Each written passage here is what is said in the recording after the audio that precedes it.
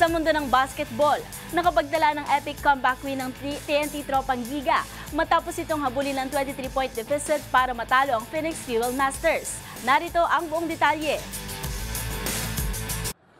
Napunta sa wala ang binunong 23 puntos na kalamangan ng Phoenix Fuel Masters matapos itong burahin ng TNT Tropang Giga para makuha ang panalo with 108-101 final score. With 32 seconds remaining in the second quarter, nasa momentum pa ang Phoenix leading a huge gap 62-39.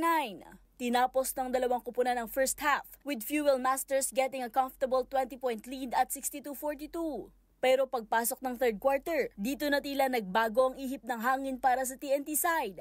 Matapos makapagtala ng 42-point jump para mahabol ang Fuel Masters na nakascore lamang ng 19 points sa third quarter. Binuksan ng TNT ang final period with 84-81 advantage. At dito na nagtuloy-tuloy ang kanilang magandang laro leading to an epic comeback win. Pinangunahan ni RR Pugoy ang Tropang Giga with explosive 23 points, 8 rebounds and an assist. Habang nakapagtala naman si Calvin Oftana ng 19 points, 9 rebounds and 3 assists. Nakuha naman ni former PBA MVP Kelly Williams ang kanyang confidence high points, scoring 17 with 13 boards. Halftime, it was for me checking my ego, checking myself, seeing what I can do to help the team, because that's what Coach brought me in and brought me back to do, to help the team out whatever I could do. So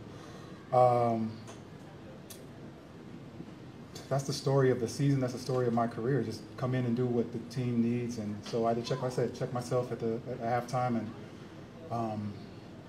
Coach said it. We pick our poisons with a talented team like Phoenix, and we just locked in on what we had to do. I mean, we were all doing the same thing. Dahil dito, umangat sa 5-4 ang standing ng TNT habang nadagdagan pa ang pagkatalo ng Phoenix at 3-6 late.